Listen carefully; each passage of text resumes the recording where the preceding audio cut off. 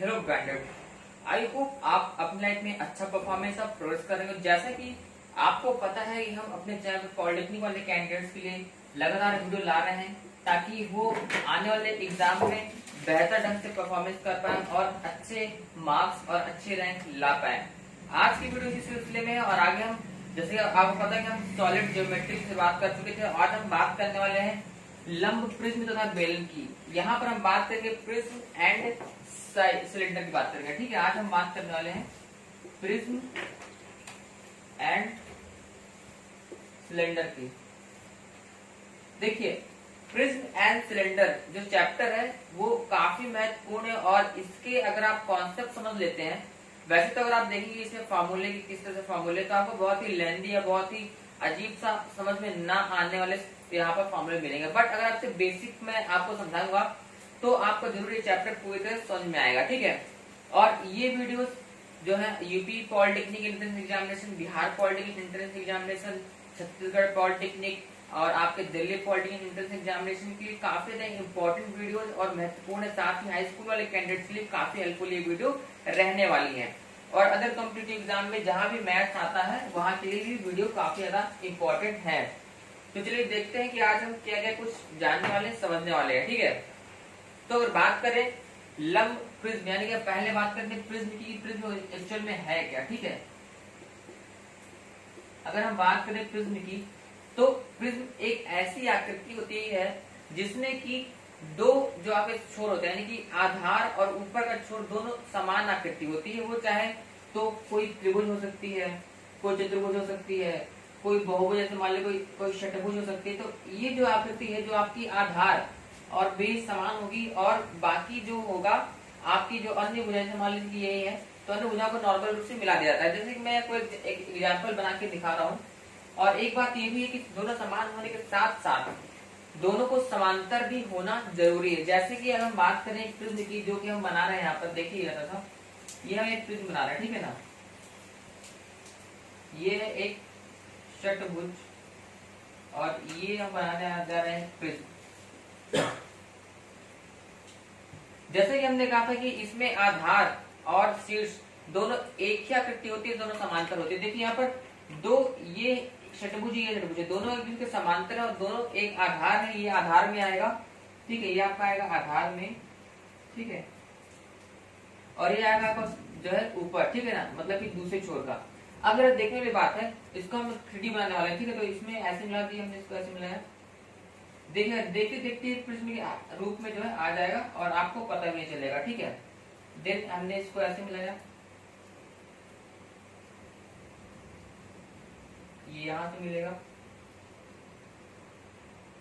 और देन जो ये है शीर्ष, ये इससे मिल जाएगा और ये वाला इससे मिल जाएगा। तो जब देखेंगे आपकी ये एक जो आपको दिख रहा है, ये 3D जो है डायग्राम में एक आपको प्रिज्म दिख रहा है जिसके आधार और शीर्ष दोनों जो षटभुज है। अब हम बात करते हैं, ये तो प्रिज्म आपका बन गया, लेकिन प्रिज्म लंब प्रिज्म बना, लेकिन इस लंब प्रिज्म के साथ साथ में कौन कौन चीज जो आपको जाननी है, उस महत्वपूर्ण चीज जो है मैं बता दूं। ठीक है, एक तो है इसका शीर्ष, कि इसमें कितने शीर्ष होते हैं। देखिए शीर्ष मैंने बताया था कि शीर्ष क्या मतलब कि कोने, जैसे मैंने पिछली वीडियो आपने देखा नहीं तो देख लीजिए, उसमें बताया था शीर्ष क्या होता है। शीर्ष मतलब कोने होते हैं। ठीक है, तो देखो यहाँ पर षटभुज के 6 कोने यहाँ पर हो जाएंगे।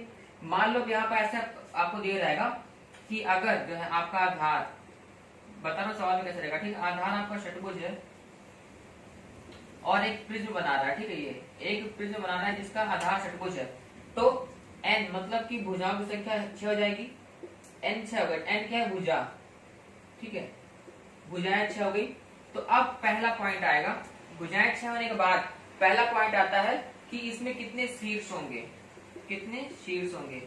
तो अगर शीर्ष की बात करें तो आपको पता है कि यहाँ पर जब भुजाएं 6 है, 6 कितने कोने बने, 1 2 3 4 5 6 कोने यहाँ और 6 कोने नीचे, तो 6 6 12 यानी कि 2n, 2 यानी कि 6 गुणे 2, ये 12 बने।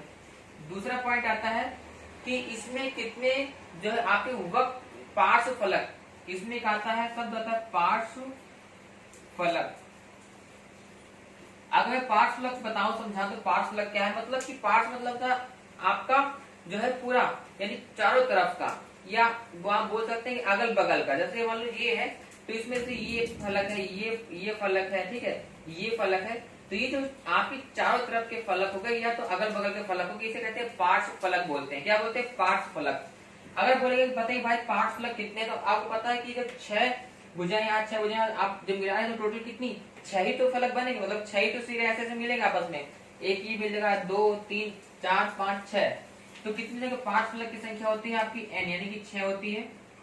फिर अगर बात करें यहाँ पर कुल फलक, कुल फलक, कुल फलक मतलब क्या होगा कि 5 फलक तो ये है, साथ में ऊपर और नीचे भी 2 फलक है, तो क्या हो जाता है n+2, मतलब हो गया यहाँ पर 8 हो गया, 6 + 2 8 हो गया। चौथा पॉइंट आता है आपका इसके अंतर्गत की अब आप बात करेंगे कोर की।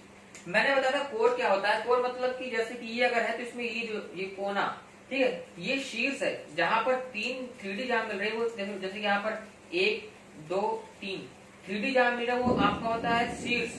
लेकिन कोर, ये पूरा कोर है, ठीक है, ये किसी भी फलक का जो पूरा जो समतल हिस्सा कोने कोने को से कहते हैं कोर।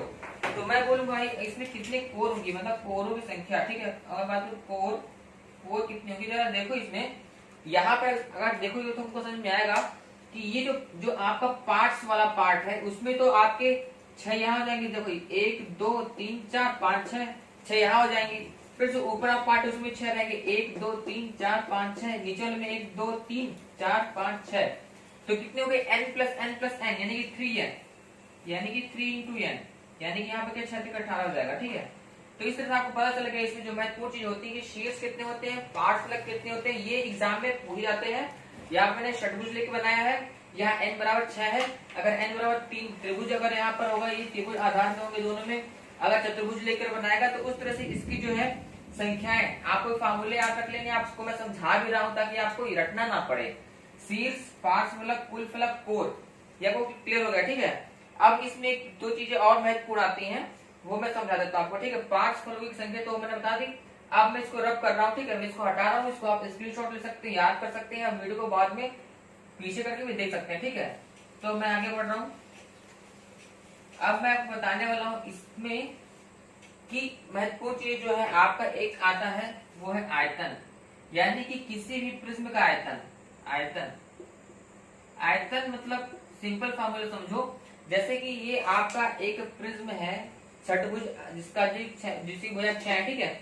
आयतन की मैं बात करूं तो आयतन मतलब क्या होता है, जैसे आपका चतुर्भुज या किसी आयत का, ठीक है। आयतन मतलब सिंपल है आपका कि पूरी तरह से किसी को भर दो। जैसे मान लो ये है, अगर मैं इसको बात करूँ, इसकी बात कर रहा हूँ, अगर मैं इसको ऐसे मान लो ये कोई षटभुज है, ठीक है, ये षटभुज है, एग्जाम्पल दे रहा हूँ, ठीक है।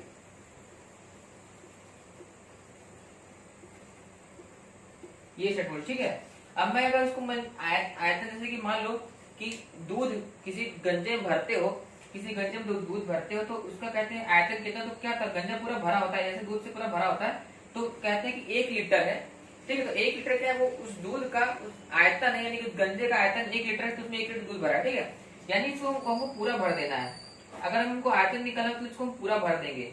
जब पूरा भरोगे तो ये चीज ध्यान रखो कि जब तुम भर रहे हो, यानी कि तुम एक तरह से इसकी हाइट, यानी कि पहले तुमने ये पार्ट भरा, फिर तुमने ए पार्ट भरा, ऐसे तुम पार्ट पार्ट भर रहे हो, यानी कि अल्टीमेट तुम क्या है, तुम इसके एच ऊंचाई तक जा रहे हो, तुम कहा एच ऊंचाई तक जा रहे हो। और बाकी जो तुम पार्ट भर रहे हो, जैसे तुमने अगर एक ही पार्ट को तुम लो, अगर इस पार्ट को अगर तुम सिर्फ भर इस पार्ट को ले, हम सिर्फ ले ओनली दिस पार्ट को ले, तो ये पार्ट क्या है, ये एक पार्ट, ये क्षेत्रफल है, ठीक है। नहीं, आधार का क्षेत्रफल गुणे ऊंचाई। तो आयतन क्या होता है, आधार का क्षेत्रफल गुणे होता है ऊंचाई। ये हमेशा आप याद रखना है आयतन। ये आयतन आपका प्रिज्म के लिए भी है और बेलन जो होता है वो भी एक तरह का प्रिज्म ही है। तो बेलन के केस में भी आपका क्या होगा, आधार का क्षेत्रफल गुणे ऊंचाई। अब आता है दूसरा, होता है आपका पार्श्व यानी कि वक्र पृष्ठ या पार्श्व पृष्ठ। देखो बेलन में वक्र पृष्ठ कहलाएगा, इसमें पार्श्व पृष्ठ कहलाएगा, ठीक है। दूसरा आता है आपका पार्श्व पृष्ठ का क्षेत्रफल या पार्श्व पृष्ठ की माप, ठीक है। पार्श्व पृष्ठ की माप आएगी तो पार्श्व पृष्ठ का माप बोलते हैं, क्षेत्रफल नहीं बोलेंगे। तो पार्श्व पृष्ठ बराबर क्या हो जाएगा, जरा देखो कि इसमें हमको बस चार तरफ, जैसे मान लो कि कोई कागज है, सपोज करते हैं कि ये कोई कागज है, ठीक है। जैसे कि मान लो कोई कागज है, अब हम इसको अगर मैं बेलन बना दूं, जैसे मैंने ऐसे बनाया, ठीक है, मैंने इसको एक बेलन के फॉर्म में बना रहा हूं। ये अगर मैं कहूं कि बेलन है तो देखो पार्ट मतलब कि चारों तरफ का पृष्ठ, लेकिन ये जो है ये देखो ये जो है ना, यानी कि जो तुम्हारा ये शीर्ष है और जो तुम्हारा आधार है वो ओपन ही है। यहाँ पर पार्ट पृष्ठ की बात करें मतलब कि चारों तरफ का भाग, बस यहाँ पर ये और ये पार्ट खुला ही रहेगा, इसीलिए हम बात करें चारों तरफ की। तो जब चारों तरफ की बात करोगे कि चारों तरफ जिसको कहते हैं परिमाप, अगर हम किसी चीज के चारों तरफ की माप की बात करें जो बोलते हैं परिमाप, तो इसका क्षेत्र, इसका फॉर्मूला बनता है परिमाप गुणे ऊंचाई। क्योंकि इसमें तुम देख रहे हो कि इस पार्ट का परिमाप तुम ले रहे हो, फिर इस पार्ट का, ऐसे तुम जो है इस पार्ट के ले रहे हो, फिर यहाँ जा रहे हो, फिर यहाँ जा रहे हो, यहाँ यहाँ यहाँ, एक तरह से तुम पूरी ऊंचाई को, पूरी हाइट को कवर कर रहे हो परिमाप के फॉर्म में। तो परिमाप गुणे होता है ऊंचाई। फिर आपका तीसरा आता है संपूर्ण पृष्ठ। क्या आता है? संपूर्ण पृष्ठ। तो संपूर्ण पृष्ठ मतलब क्या हो गया?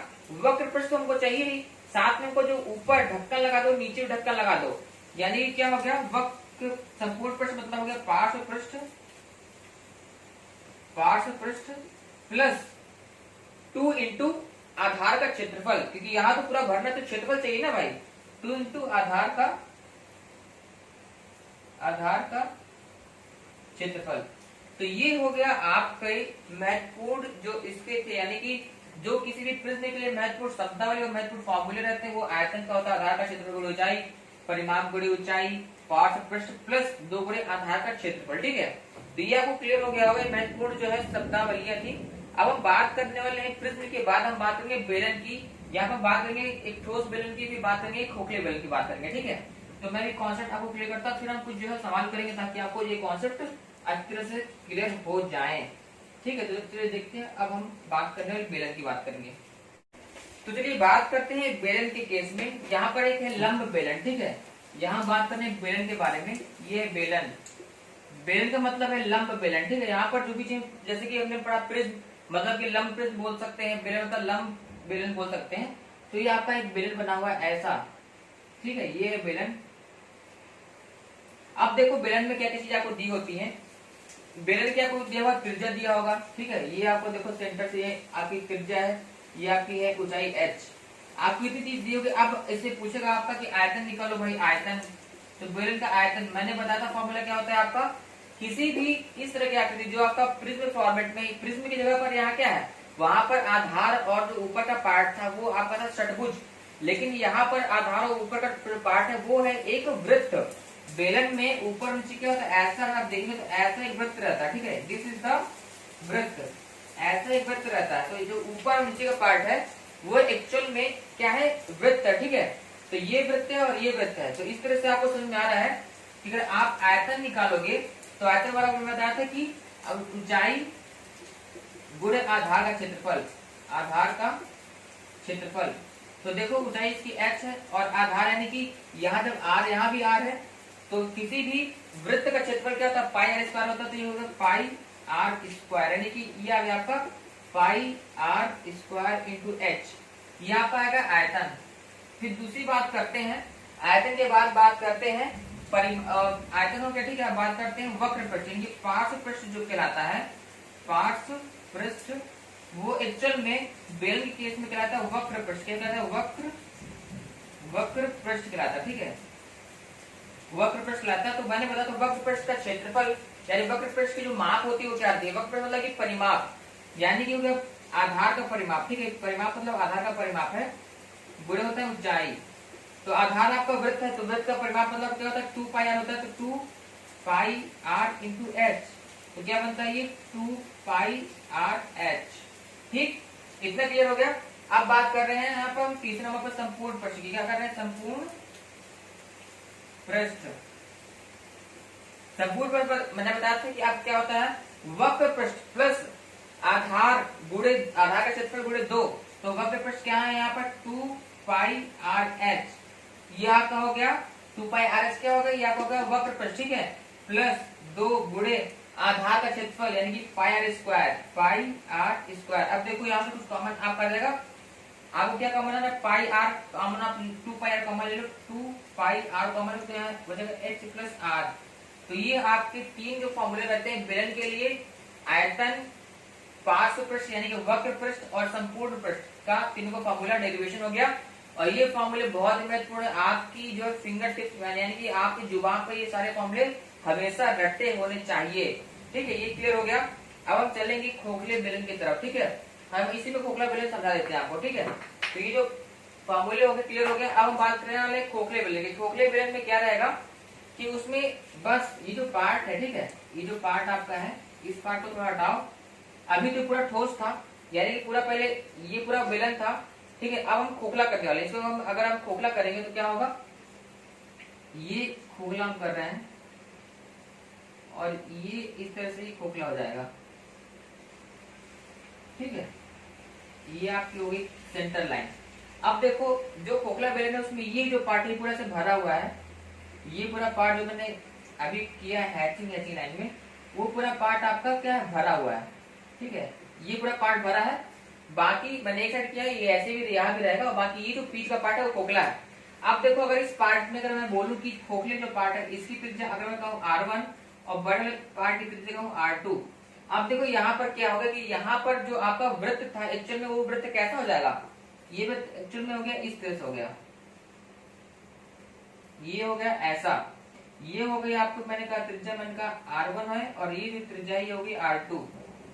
अगर R1 और R2 त्रिज्या में बना दूं तो अब यहाँ पर क्या अंतर पड़ेगा, देखने वाली बात है। जो होता है h बटे पाई आर स्क्वायर है, ठीक है, h बटे पाई आर स्क्वायर होता है। तो ये जो क्षेत्रफल है यहाँ पर, यानी कि अब यहाँ पर अंतर पड़ेगा। ऊंचाई तो h ही रहेगी लेकिन जो आधार का क्षेत्रफल है उसमें अंतर पड़ेगा। ठीक है, अब मैं बात कर रहा हूँ यहाँ पर मैंने बेलन को कर दिया खोखला बेलन, क्या कर दिया खोखला बेलन मैंने कर दिया। ठीक है, तो h को वैसे रखे रहो, h वैसे रहेगा, लेकिन अब जब क्षेत्रफल निकालोगे तो क्या हो जाएगा, एक्चुअल में क्या होगा पाई। अब देखो इसका लूंगा जो तुमको सिर्फ अगर इस पार्ट का क्षेत्रफल निकाला जो मैंने हैच किया है तो क्या तुमको करना पड़ेगा, तुम पहले पूरे के क्षेत्रफल निकाल लो और उसके बाद जो खोखला भाग है उसके क्षेत्रफल को घटा दोगे, तुमको जो बचा हुआ पार्ट है उसका क्षेत्रफल आ जाएगा।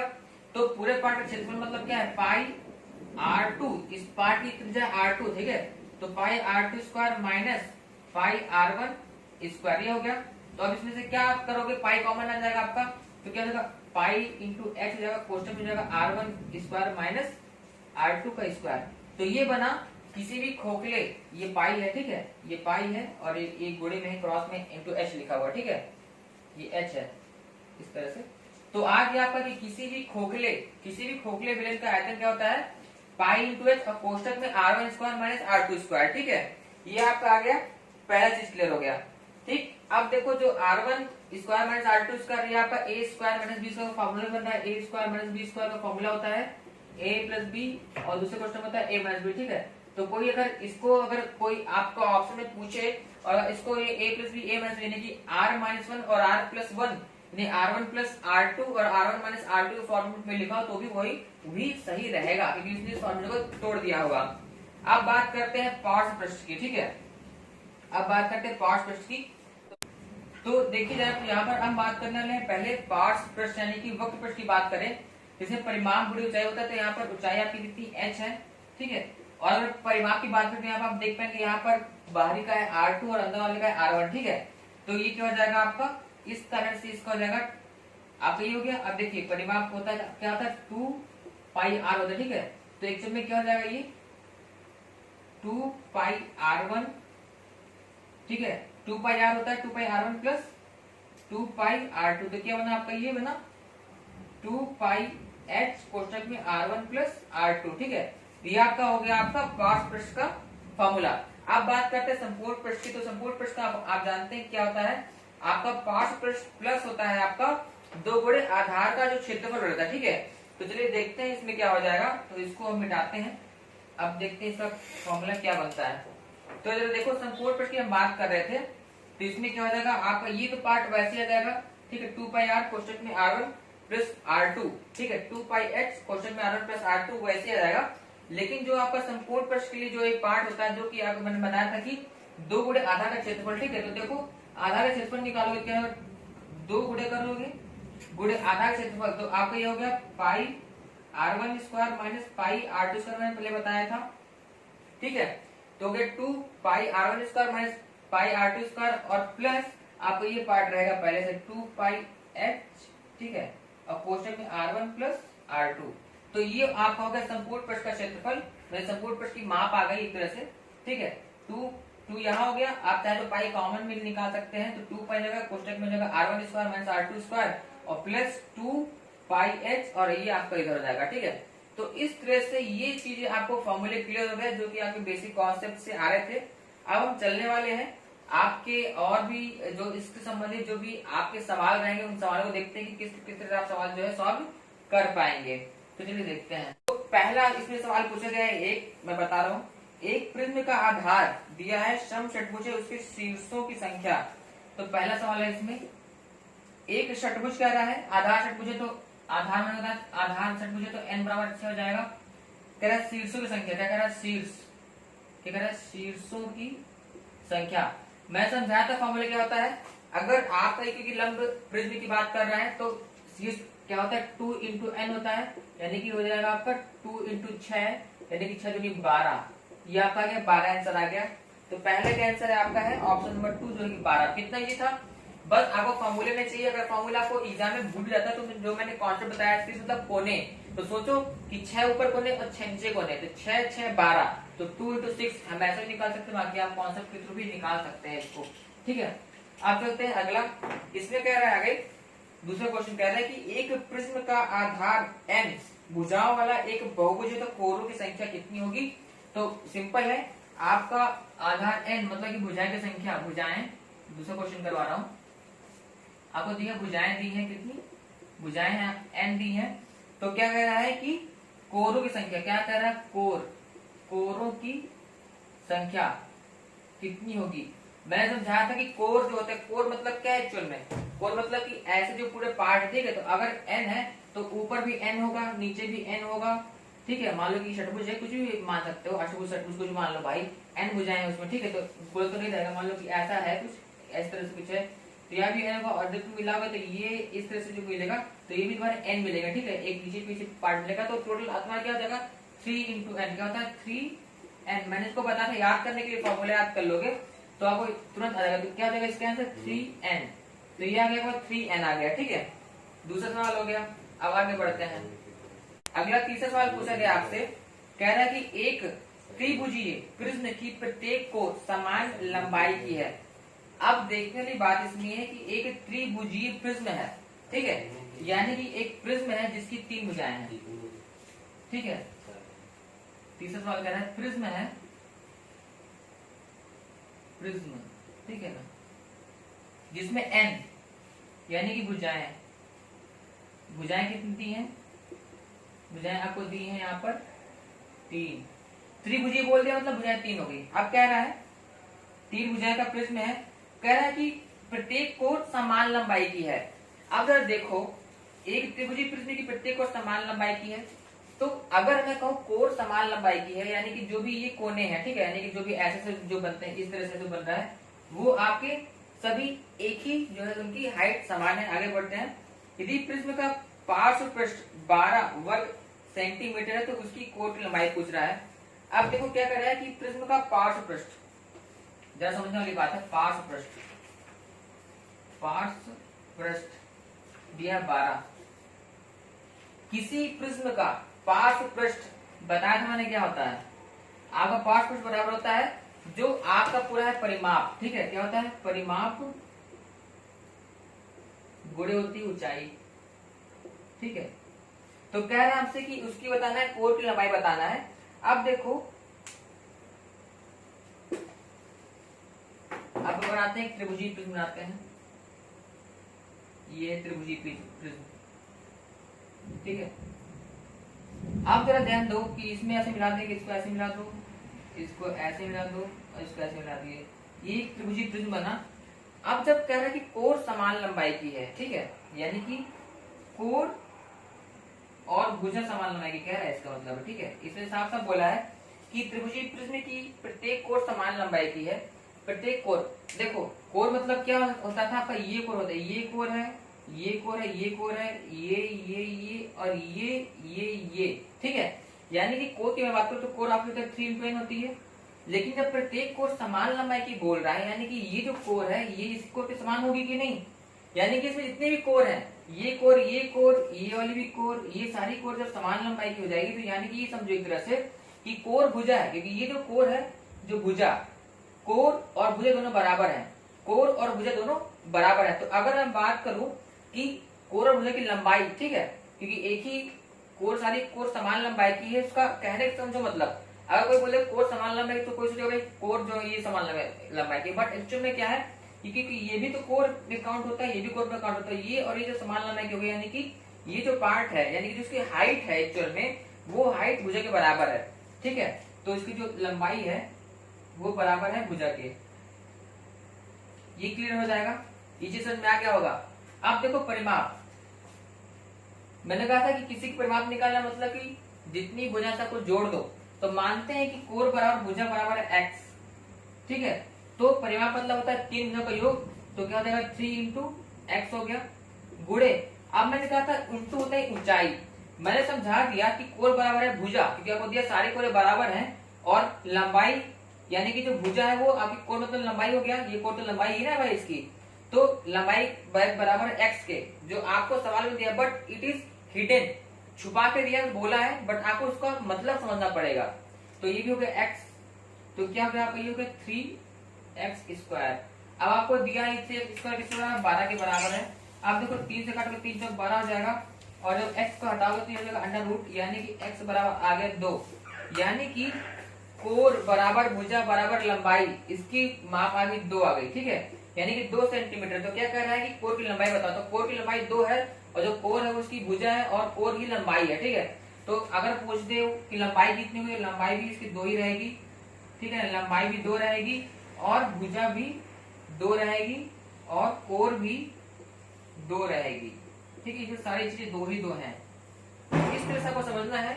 तो इसमें सिर्फ एक सेंटेंस लिखा है, बट उस सेंटेंस का एक्चुअल में क्या मतलब आपको वो निकालना पड़ेगा, उसकी लैंग्वेज को पकड़ के, ठीक है। इसलिए मैंने बताया कि इसलिए मैंने आपको बेसिक से समझा रहा हूं कोर एक्चुअल में है क्या, ठीक है। शीर्ष और कोर में बहुत डिफरेंस है, अंतर है। शीर्ष मतलब ये, मतलब जहाँ 3 डायमेंशन मिले वो शीर्ष है, और कोर मतलब ये पार्ट, ये है कोर, ये कोर है, ये कोर है, वो कोर है, ठीक है। यानी कि ये जो कोने वाला पार्ट, ये कोना मतलब आप किसी बिंदु पर समझो, कोना मतलब ये पूरा, ये शीट का जो पार्ट है ये, ठीक है। अब चलते हैं आगे, अगला सवाल बहुत अच्छा है, 7वां सवाल इसमें बोल रहा है कि एक बेलन का वक्र पृष्ठ उसके एक सिरे के क्षेत्रफल का 2 गुना है। तो देखो एक बेलन का वक्र पृष्ठ कह रहा है, एक बेलन कोई है भाई, चलो कोई बेलन है। अब बात करें बेलन का वक्र पृष्ठ, तो बेलन का वक्र पृष्ठ, बेलन का जो वक्र पृष्ठ होता है उसका फॉर्मूला मैंने बताया था 2πr(h) होता है, ठीक है। तो बेलन का वक्र पृष्ठ मैंने समझाया था, मैं कैसे आया था मैं समझा चुका हूँ, बार बार नहीं बताऊंगा, आप वीडियो को पीछे करके देख लेना, आपको क्लियर हो जाएगा, ठीक है। तो बेलन का वक्र पृष्ठ उसके एक सिरे के क्षेत्रफल का 2 गुना है। तो ये जो है पृष्ठ बराबर है 2 गुना किसके, एक सिरे का क्षेत्रफल। देखो तो इसके यहाँ पर जब हम ऐसे लिए हैं तो ऑब्वियसली ये r है, यानी कि जो ये रेडियस है, ये ऊंचाई है, तो ये आपकी r होगी रेडियस। अब एक सिरा कोई बात मान, ये मान लो, ये मान लो, उसमें तो दोनों समान ही रहेगा भाई, बेलन है। तो क्षेत्रफल, आधा का क्षेत्रफल, अब यहाँ पे ये तो वृत्त है, तो वृत्त का क्षेत्रफल क्या होता है भाई, पाई r स्क्वायर होता है, तो क्या हो गया पाई r²। जब दोनों बराबर है तो देखो 2 से 2 कटा, पाई से पाई कटा, अब देखो RH बराबर हो गया r, तो ये कटा r से r कट गया, तो यहाँ पर क्या पूछा था, r से r हमने काट दिया, यहाँ पर सॉरी r² था, ये था r² था, तो r से ये कटा, स्क्वायर वाला r कट गया। तो हमसे क्या कर रहा है कि त्रिज्या और ऊंचाई का अनुपात, तो चलो देखो ये एक यहाँ पे बराबर त्रिज्या बटे ऊंचाई, तो एक को बटे 1 कर सकते हैं, तो इसका अनुपात क्या क्या r बराबर है 1:1, यानी कि त्रिज्या और ऊंचाई का अनुपात कितना है, 1:1। ये भी वो क्लियर हो गया, ठीक है। तो बहुत ही इजी है भाई, बहुत ही आसान है, बस आपको बेसिक कॉन्सेप्ट समझ में आना चाहिए, फिर आप हर एक सवाल कर ले जाओगे, कोई दिक्कत नहीं होगी, ठीक है। अब बढ़ते हैं आगे, अगला सवाल क्या कह रहा है देखते हैं। अगला सवाल 10वां नंबर है, उसमें कह रहा है आपको कि किसी रोलर की त्रिज्या का मान 1 मीटर तथा लंबाई का मान 7/22 मीटर है। रोलर जानते हो, रोलर मतलब कि जैसे आपने देखा होगा जब सड़क बनती है उसमें एक बड़ा बड़ा डंपर टाइप का रोलर आता है, जिसके चक्के होते हैं, रोल गोल गोल होते हैं, वो रोलर ऐसे चलता है, ठीक है, ऐसे चलता है और जमीन को समतल करता है। तो जरा देखो जो रोलर का जो घूमने वाला पार्ट है वो एक्चुअल में क्या, वो एक्चुअल में बेलन है। वो एक्चुअल में रोलर का जो पार्ट है वो बेलन है, ठीक है। तो हम क्या कर रहा है, अब यहाँ पर जब मैंने बता दी कि रोलर का जो पार्ट है रोलर वो बेलन है, तो अब यहाँ पर आप पूरे बेलन के रूल्स और जो है रेगुलेशन फॉलो करा सकते हैं। तो रोलर की त्रिज्या और लंबाई दिया हुआ है, तो रोलर को हम रोलर के फॉर्मेट में बनाते हैं। तो ऐसे रोलर बनेगा आपका, ऐसा कुछ रोलर बनेगा इस तरह से, ये एक रोलर बनना है, ये एक रोलर बना, ठीक है। क्या करें कि एक रोलर की त्रिज्या का मान 1 मीटर है, तो त्रिज्या आपकी यहाँ से होती है ये आपका 1 मीटर, त्रिज्या 1 मीटर है, तथा लंबाई यानी कि जो है ये पूरी हाइट ये आपका दिया है 7/22 मीटर दिया है, ठीक है। बहुत अच्छा, ठीक है। जब किसी मैदान को समतल करने के लिए इसे मैदान पर लुढ़काया जाता है, तो पूरा मैदान समतल करने के लिए रोलर को 500 बार लुढ़कना पड़ता है। यानी कि जब ये किसी मैदान पर चल रहा है, ठीक है, जैसे मान लो इस मैदान पे चल रहा है रोलर, तो ऐसे जाएगा, ये जाएगा, फिर ऐसे जाएगा, ऐसे जाएगा, ऐसे जाएगा, यानी कि 500 बार जा रहा है, ठीक है। तो देखो एक्चुअल में कि मैंने कहा ऐसे, मैंने कहा लेकिन ऐसे नहीं बना, एक्चुअल में ऐसे बना है, ऐसे जा रहा है, ऐसे ऐसे ऐसे ऐसे जा रहा है, ऐसे। तो एक बार घूमेगा, फिर एक बार घूमेगा, फिर एक बार घूमेगा, एक बार एक बार एक बार एक बार, यानी कि 500 बार घुमा। यानी कि तुम समझो कि अगर मैं 500 बार को घुमाऊं, तो जो इसका ये वक्र पृष्ठ है ये एक बार घुमाएगा ऐसे, फिर एक बार घुमा, एक बार घुमा, तो जो पूरी धरती कंप्लीट किया इसने कितनी बार किया, 500 बार किया। तो जो इसको जो अभी तक ज्ञात है, ठीक है ना, यानी कि जो दिया, जो हमको ज्ञात क्षेत्रफल हो रहा है, ठीक है, ज्ञात क्षेत्रफल कितना हो गया आपका, इसका जो वक्र पृष्ठ है कितना हो गया, वक्र पृष्ठ कितनी बार उड़ रहा है वो, 500 बार। ये अभी तक हमको ज्ञात है, बट ये एक्चुअल में है कि नहीं, वो आगे सवाल में जो लिखा हुआ है, आप सवाल पढ़ भी चुके होंगे, उस सवाल में जो उसने एक चीज पॉइंट दिया उस पॉइंट से पूरा सवाल घूम जाएगा। लेकिन अभी तक जो ज्ञात क्षेत्रफल आ रहा है आपका कितना है, मतलब जो पहली कंडीशन ज्ञात क्षेत्रफल केस 1 से जो केस फर्स्ट है उसके अकॉर्डिंग जो ज्ञात क्षेत्रफल है वो वक्र पृष्ठ पूरे 500 होगा, क्योंकि जो जमीन पर लुढ़क रहा है उसका तो वक्र मतलब यही तो पृष्ठ घूम रहा है, इससे और इससे तो मतलब है नहीं हमको, तो जो पृष्ठ है चारों तरफ का जो पृष्ठ है उससे मतलब है, तो वक्र पृष्ठ इंटू 500 हो गया। तो बेलन का वक्र पृष्ठ होता है 2πr(h) गुणे हो गया 500, तो देखो 2 हो गया, पाई मतलब होता है 22/7 होता है, r वैल्यू है 1, ऊंचाई दिया 7/22 गुणे 500 हो गया। देखो 7 से 7, 22 से 22 कटा और 2 गुणे 500 यानी कि आपका ये आ गया 1000, क्या आ गया 1000। ये आपको दिया था इसे मीटर में, तो मीटर स्क्वायर आ गया। ये आपका आ गया वक्र पृष्ठ, मतलब वक्र पृष्ठ एक मतलब ये आ गया क्षेत्रफल, ठीक है। या फिर धरती पे जो ऐसे जो आपकी जमीन थी उसमें जो 500 बार गया है, ऐसे ऐसे करके 500 बार गया, तो वो आपका आ गया जो केस 1 जा रहा है। लेकिन आगे कह रहा है कि मैदान की जांच करने पर यह पाया गया कि मैदान के 5% भाग पर रोलर 2 बार चल गया है। अरे भाई ये तो गड़बड़ हो गया, यानी कि जो क्षेत्रफल आया एक्चुअल में ये क्षेत्रफल कब आया, जब ये रोलर मैदान पर की जो 5% भाग पर 2 बार चल गया है।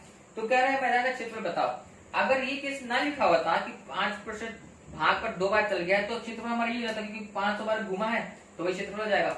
लेकिन जब एक केस इसमें डाल दिया है कि 5% भाग पर जो है घुमा है, ये कितनी बार घुमा है, 2 बार घुमा, यानी एक बार तो नॉर्मल घुमा बट एक बार एक्स्ट्रा है, जो 2 बार लिखा है तो मतलब क्या है, एक बार तो नॉर्मल घुमा है लेकिन एक एक्स्ट्रा घुमा है। कितना घुमा है, 5% एक्स्ट्रा घुमा है क्षेत्रफल का। चलो देखो एक्चुअल में जो हुआ, जो ये आपका क्षेत्रफल है, जो 1000 आपका आया है, वो 1000 बराबर क्या है, जो इसका क्षेत्रफल था, क्षेत्रफल का 5% ज्यादा, क्षेत्रफल का 5% ज्यादा क्षेत्रफल यहाँ पर है, ठीक है। यानी कि जो हमको निकला है 1000, वो एक्चुअल में क्या निकला, अब वैसे तो नॉर्मल क्षेत्रफल रहता है बट एक्चुअल में क्या है, क्षेत्रफल जो दिया था क्षेत्रफल का 5% ज्यादा है। ज्यादा मतलब कि क्षेत्रफल में उसका जो है 5% क्षेत्रफल का और जोड़ देंगे तो वो निकला। अब हमने मान लिया क्षेत्रफल को x मान लिया, x, तो ये बन गया इक्वेशन, क्या बना ये देखो, 1000 बराबर बना 5x/100 प्लस x/1 बना। बहुत ही चीज समझ आ गया होगा। 500 अगर घुमा था तो क्षेत्रफल आया था 500 गुणा कर दिया, बहुत सिंपल वक्र प्रश्न में। लेकिन हमको बाद में केस दे दिया कि भाई जो ये निकला है तुम्हारा भाई ये वो नहीं है, ये क्षेत्रफल का 5% ज्यादा, क्षेत्रफल का 5% ज्यादा, ठीक है, क्षेत्रफल और जोड़ना पड़ेगा, ज्यादा बोल दिया है। अगर बोलो सिर्फ क्षेत्रफल का 5% तो कोई दिक्कत नहीं, बट क्षेत्रफल का 5% जो है 2 बार चल गया है ना, तो 1% तो ऐसे हुआ, बट 1% और चला हुआ है तो ज्यादा ही हुआ। तो आप देखो यहाँ हो जाएगा बराबर हो गया 100। देखो हर चीज सवाल में रहता है, लेकिन सवाल को समझो, उसका जो हिडन मतलब है क्या कहना चाहता है, 5% 2 बार चल गया, यानी 1% एक बार तो नॉर्मल गया था और एक ज्यादा है, ठीक है। तो ये हो गया 1000 हो गया। अब देखो यहाँ पर क्या, सॉरी ये 100 हो गया, ठीक है। तो 5x प्लस गुणा जाएगा तो 100x हो जाएगा, तो कितना हो गया 1000 बराबर 105x बट हो गया 100। तो इसको जब सॉल्व करोगे तो 100 यहाँ आएगा, ठीक है, और 105 नीचे आएगा। तो ये इसका आंसर आएगा, आप जब सॉल्व करें कुछ है नहीं इसमें, ठीक है। इसका आंसर आपका आ रहा है 950, ठीक है। x बराबर आ रहा है 950 वर्ग मीटर। कितना आ रहा है 950 वर्ग मीटर। तो इस तरह से ये सवाल सॉल्व हो जाएगा। केस 1 में इतना था, बट हमको एक चीज दिया था, उसमें ऐसे करेंगे तो इसे सॉल्व करने पाएगा 950 वर्ग मीटर। ये सवाल भी आपका क्लियर हो गया। आगे बढ़ते हैं। 11वां क्या कह रहा है, कह रहा है कि 4 मीटर व्यास, कह रहा है इस सवाल में कि 4 मीटर व्यास तथा 14 मीटर लंबाई की एक लकड़ी का लट्ठा समान लंबाई के षटकोणीय लट्ठे में परिवर्तित किया जाता है। अब देखो व्यास दिया है 4 मीटर, लंबाई दी 14 मीटर, तो एक है आप लट्ठा दिया है, तो ऑब्वियसली लट्ठा आपका बेलनाकार होगा, तो ये लट्ठा आपका है ये,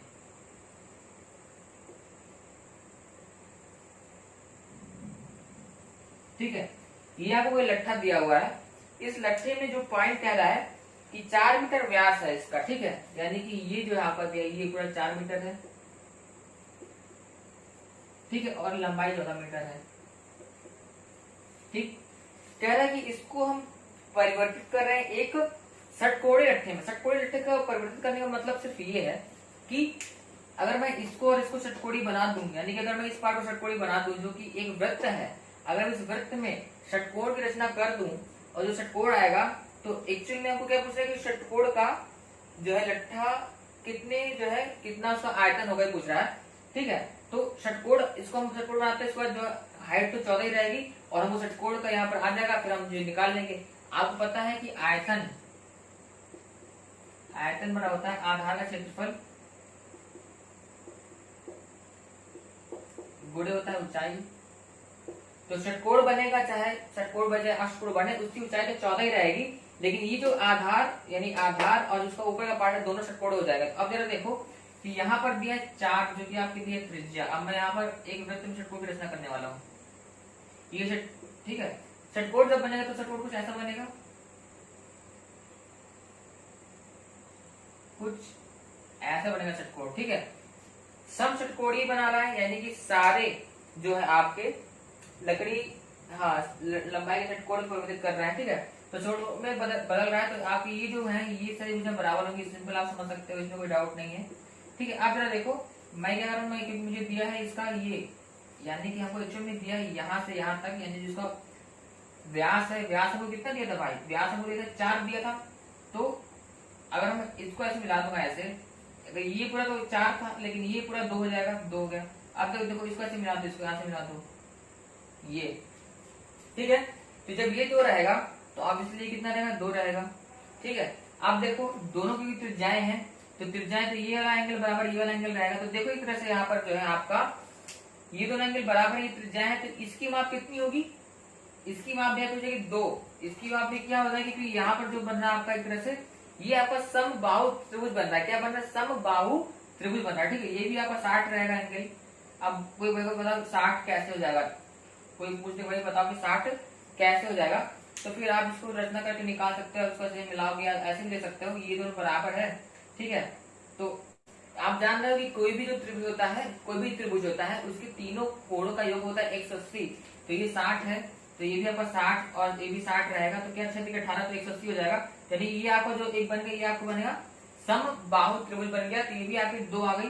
जब ये 2 आ गई, यानी कि आपका जो षटकोण की भुजा, षटकोण कोण की जो भुजा रहेगी बराबर होगी 2। अच्छी चीज और मैं बता दूं कि इस सवाल में कहीं पर सम षटकोणी नहीं लिखा है, सिर्फ षटकोणी लिखा है, लेकिन एक बात लिखे कि अधिकतम कितने आयतन का बन सकता है। जब अधिकतम की बात कर देगा तो आपको यहाँ पर सम षटकोण ही बनाना पड़ेगा, ठीक है। तो आप यहाँ समझ सकते हो षटकोण लिखा है, लेकिन सम षटकोण यहाँ पर 2 2 2 क्यों होगा, क्योंकि यहाँ पर मैक्सिमम अधिकतम आयतन का करने का आपको सम षटकोण बनाना पड़ेगा, इसलिए ये सम षटकोण रहेगा, ठीक है।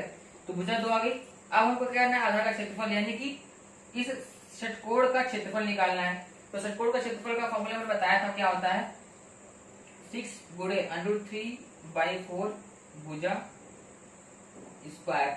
ये पिछली कक्षा में मैंने पढ़ाया है कि समषटभुज का क्षेत्रफल होता है 6 गुणे √3/4 भुजा स्क्वायर। ये क्या होता है √3/4 भुजा स्क्वायर। ये होता है समबाहु त्रिभुज का क्षेत्रफल। समबाहु त्रिभुज का क्षेत्रफल देखो यहाँ पर 6 समबाहु त्रिभुज बनते हैं, ठीक है। ये बनता है ये 1 2 3 4 5 और 6, तो 6 गुणा करते हैं, तो इस तरह से इसका डेरिवेशन भी रहता है।